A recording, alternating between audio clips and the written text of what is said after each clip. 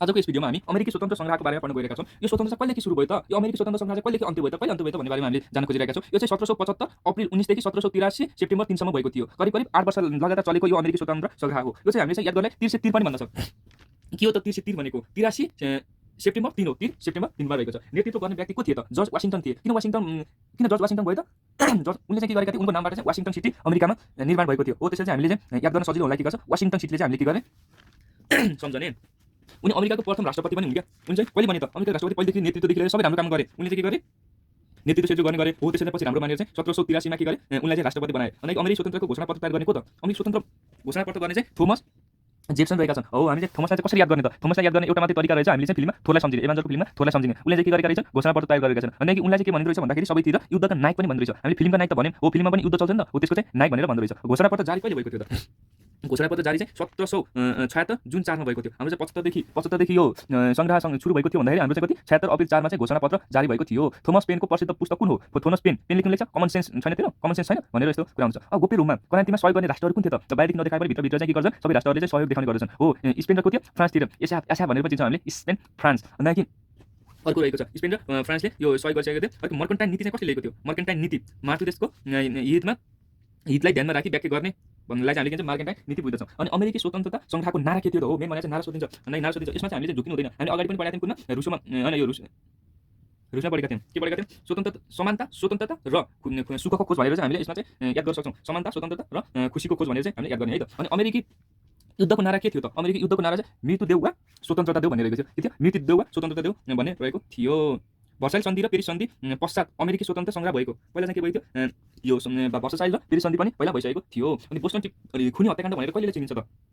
खुनी हत्याकाण्ड चाहिँ 1775 अप्रिल 19 लाई चाहिँ कसरी चिनिन्छ? खुनी हत्याकाण्ड भनेर चाहिँ हामीले चिन्ने गर्दछौँ। यो खुनी हत्याकाण्ड चाहिँ कहिले भएको थियो? बेलायत र अमेरिकामा भएको थियो। हामीले चाहिँ 75 अप्रिल 19 लाई चाहिँ एकदम राम्रोसँग याद गर्नुपर्ने छ। अनि बोस्टन टी पार्टी चिया सम्बन्धी भएको थियो। यो चाहिँ यो खुनी हत्याकाण्ड चाहिँ बोस्टन टी चाहिँ यो मेन गरी चाहिँ यो चिया सम्बन्धी भएको थियो। चिया चाहिँ के भएको थियो भन्दाखेरि बेलायतले चाहिँ उता इन्डियादेखि चाहिँ चियाहरू व्यापारको निमित्त अमेरिकालाई पठाएको थियो र त्यस विरुद्ध चाहिँ चियामा चाहिँ अलिक ट्याक्स लगाइदिएको थियो बेलायतले। हो त्यही ट्याक्स लगायो भने चाहिँ अमेरिकाले चाहिँ यो जहाजलाई चाहिँ डुबाइदिएको थियो। हो त्यही हत्याकाण्डलाई चाहिँ के भन्छ? खुनी हत्याकाण्ड भनेर पनि भनिन्छ। हो त्यही नै हो बोस्टन टी पार्टी भनेको चाहिँ त्यही हत्याकाण्डलाई भन्छ। भर्साइल सन्धि कहिले भएको थियो? 1783 सेप्टेम्बर 3। भर्साइल भनेको के त भन्दाखेरि सकिने अन्त्यमा के भएको थियो? भ्रासिलो कुरा गरेको। अन्त्यमा के गर्यो? भर्साइल सन्धि भनेर चाहिँ हामीले के गर्न बुझ्छौँ भन्दाखेरि अन्त्यमा चाहिँ एकदम के गर्यो? भ्रासिलो कुरा गरेको केटोले भन्छ नि त। हो त्यो भर्साइल सन्धि चाहिँ लास्ट अमेरिकी स्वतन्त्र संग्रह सकिसकेपछि चाहिँ भर्साइल सन्धिको सुरुवात सन्धि भएको थियो। के सुरुवात भने अमेरिकी स्वतन्त्र संग्रहका विभिन्न कारणहरू ल अमेरिकी स्वतन्त्र संग्रह चाहिँ हुन चाहिँ भयो। तर किन भयो त? कसरी भयो त? कसले गर्दा भयो त? के जनताले गर्दा हो त? के राजाले गर्दा हो त? के अरू देशले गर्दा हो त? भन्ने विभिन्न प्रकारका क्वेशनहरू आउँछन्। तर यो चाहिँ सप्तवर्षीय युद्धको प्रभावले गर्दा पनि भएको थियो। सप्तवर्षीय कहिले भएको थियो? 1756 देखि 1763 मा भएको थियो। अनि रेड इन्डियाको विवाद भएको थियो। आफूलाई स्वतन्त्र चाहियो। उनी चाहिँ कुन टापुमा बस्थे? एन्टिलियोनिन टापुमा बस्थे र उनीहरूलाई चाहिँ स्वतन्त्रता स्वाधीनता चाहिएको कारणले चाहिँ के भएको थियो? यो अमेरिकी स्वतन्त्र संग्रह भएको हुन सक्छ भनिरहेको छ। अनि बोस्टन टी पार्टीले भएको थियो। बोस्टन टी पार्टीमा के भएको थियो? हामीले अघि भनिसकेका थियौँ। त्यो अमेरिकाले चाहिँ पाँच जहाज डुबाइदिएको थियो। 200 भन्दा धेरै मानिसहरूको मृत्यु भएको थियो। अनि अरू कारणहरू रहेछन् धार्मिक भौगोलिक हो यिनीहरू कारण चाहिँ हुन सक्छ नै भन्ने कुरो रहेको छ। अनि यसको परिणामस्वरूप चाहिँ के भएको थियो त? ल अमेरिकी स्वतन्त्र संग्रह चाहिँ भयो ल हैन सबैले यो यताउता लडे त्यो गरे। तर यसको परिणामस्वरूप के भएको? प्रिन्सबाट स्वतन्त्रता भएको थियो। जोन एड्सनको अगुवाईमा संविधान बन्यो। हो त्यो जुन भनेको थियो त हो जोन एड्सनको अगुवाईमा संविधान बनेको थियो। अनि जर्ज वाशिङटन को भने राष्ट्रपति बनिदिए। अनि हामी सुरुमा पढिरहेका थियौँ अमेरिका पहिलो राष्ट्रपति। अनि यो हुँदा बेलायतको राजा को थियो त? अमेरिकी स्वतन्त्रता हुँदा मेन त बेलायतको भूमिका छ। हो त्यतिकै राजा को थियो त? जर्ज ग्रेटविल थिए। के थियो? जर्ज ग्रेटविल थियो। यता चाहिँ वाशिङटन रहेको थियो। अनि उता चाहिँ के रहेछ? जर्ज ग्रेटविल। अनि यता प्रधानमन्त्री को थिए त? नर्थ पोर्ट थिए। राजा जर्ज ग्रेटविल प्रधानमन्त्री नर्थ पोर्ट थिए। अनि के भएको थियो? यसको कारणले स्वतन्त्र हुने देश। अब यो अमेरिकी स्वतन्त्र संग्राम त भयो। तर यसकै परिणाम चाहिँ अरू देशलाई नै हुन्छ नि त। हाम्रो देशमा यस्तै क्रान्ति हुने हो कि भनेर स्वतन्त्र हुन सक्ने देश चाहिँ क्यानाडा, अस्ट्रेलिया र भारत रहेको पाइन्छ। भन्दाखेरि यतिकैमा के भएको थियो त? विश्वको छोटो संविधान जारी भएको थियो जुन चाहिँ 7 धारा रहेको थियो। अनि यसलाई चाहिँ के भन्छ? लिखित संविधान पनि भनिन्छ। हो अब यहाँदेखि यति नै हो। यो चाहिँ 8 वर्ष चलेको थियो। अब चाहिँ के जान्छौँ हामी? रुसी वा अक्टोबर क्रान्तिको बारेमा अब पढ्न गइरहेका छौँ। रुसी वा अक्टोबर क्रान्तिमा कहिले भएको थियो त? 1917 मा भएको थियो। 20औं शताब्दीमा भएको थियो भनेर भन्दछन् के यसलाई। अनि 1917 मा चाहिँ के भएको थियो?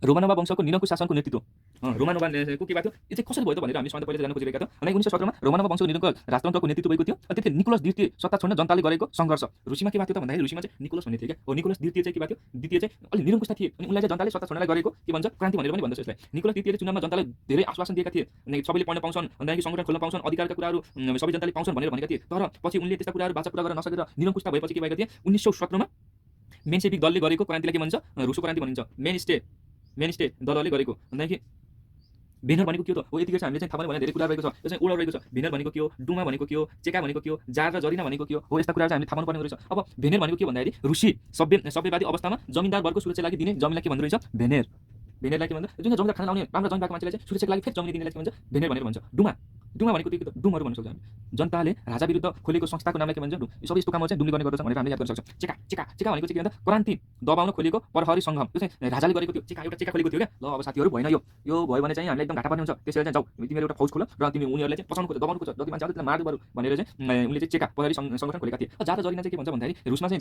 राजा र रानीलाई चाहिँ के भन्छ जार र जरिना भनेर भन्ने गर्दछ अब रुसको नारा के थियो त अब जुन चाहिँ राजाहरूको नारा थियो एक राजा एक चर्च र एक रुस भनेर भनेका थिए अब जर्ज निकोलस तृतीयको शासनपछि जर्ज लेलिन र कोरेन्सको प्रधानमन्त्री बन्यो क्या भन्दाखेरि निकोलस तृतीयको शासन त सकियो भन्दाखेरि जर्ज आयो क्या त्यसमा जर्ज आयो अब त्यतिखेर नारा आयो उसको राजाको नाम जर्ज आफू आयो भने के भने एक राजा एक चर्च एक रुस भनेर नारा पनि लगाएको थियो अनि करेन्सीको निरङ्कुश शैली बढेपछि उनलाई हटाउन गरिएको क्रान्तिलाई के भन्छ अक्टोबर क्रान्ति भनिन्छ कसलाई हटाउन लाग्यो भने करेन्सीलाई हटाउनको लागि यो चाहिँ मेनली चाहिँ अक्टोबर क्रान्ति भन्नुको कारण चाहिँ के भन्दाखेरि अहिले अक्टोबर भइरहँदा उनलाई गरिने क्रान्ति भन्छ अनि यसलाई के भन्छ बोल्सिक क्रान्ति पनि भनिन्छ के अरे बोल्सिक क्रान्ति पनि भन्छ यो क्रान्ति नेतृत्व गरेको थियो भिआई लेलिन थियो है यो क्रान्ति गरेको थियो भिआई लेलिन थियो यसलाई के भन्छ बोल्सिक क्रान्ति भनिन्थ्यो अनि नेतृत्व गर्ने भिआई लेलिन थियो उनलाई बहुसङ्ख्या क्रान्ति पनि भनिने गर्दछ त्यही हो जज लेली र करेन्सी प्रधानमन्त्री बने तर यो करेन्सीको चाहिँ अत्याधिक धेरै के बढ्यो निरङ्कुशता बढ्यो हो त्यसलाई हटाउनको निमित्त एउटा कुन क्रान्ति खोल्यो अक्टोबर क्रान्ति भयो किन भन्दा अक्टोबरमा गएर मात्रै उनलाई यो क्रान्ति यस्तो गर्नु भएन भनेर भन्थे त्यसैले अक्टोबर क्रान्ति भयो अनि अक्टोबर र नोभेम्बर हो विशेष गरी चाहिँ अक्टोबर नोभेम्बर भयो अनि यस क्रान्ति चाहिँ बोल्सेविक पनि भन्छ बोल्सेविक भनेको कसरी भन्छ बुलसिट सम्झिने क्या अनि यो क्रान्तिको नेतृत्व गरेको थियो भिआई लेलिन थिए अनि उपनाम के भनिन्थ्यो अनि बहुसङ्ख्या क्रान्ति भनेर पनि यस क्रान्तिलाई चिन्ने गर्दछ अनि अब हामीले ब्लडी सन्डे चाहिँ 1905 लाई चिन्ने गर्दछ ब्लडी सन्डे अनि 1918 मा गणतन्त्रको स्थापना नयाँ संविधान निर्माण भएको थियो जुन चाहिँ यो के थियो रुसी क्रान्ति सकिसकेपछि चाहिँ 1918 मा चाहिँ गणतन्त्रको स्थापना भयो नयाँ संविधान जारी भयो अनि विश्वको पहिलो कम्युनिस्ट सरकार लेलिनको नेतृत्वमा भयो जुन यो लेलिन छ नि लेलिनले के गरेका थिए यो अक्टोबर क्रान्तिको यो के गरेका थिए त नेतृत्व गरेका थिए अनि उनले गर्दा के विश्वको पहिलो कम्युनिस्ट सरकार भयो क्या अनि विश्वको पहिलो कम्युनिस्ट सरकार यो सरकार नेतृत्वमा आएको थियो तर यसको चाहिँ सुरुवात गर्ने चाहिँ कसले गरेको थियो अमेरिकाले गरेको थियो 1933 देखि गरेको थियो तर आइडिया चाहिँ सबै के थियो लेलिनको थियो अनि 1917 मार्च 12 मा निकोलसद्वारा सत्ता राजीनामा भएन साथीहरू भने चाहिँ यो क्रान्ति सकिन साथ के गरे निकोलसले चाहिँ यो सबै यो राजीनामा दिए रुसी क्रान्ति भयो रुसको पेट्रोग्राड सहरमा भएको थियो पेट्रोल पाउँथ्यो क्या सहरमा पेट्रोल पाउँछ नि त हो त्यसैले पेट्रोग्राड सहरमा भएको थियो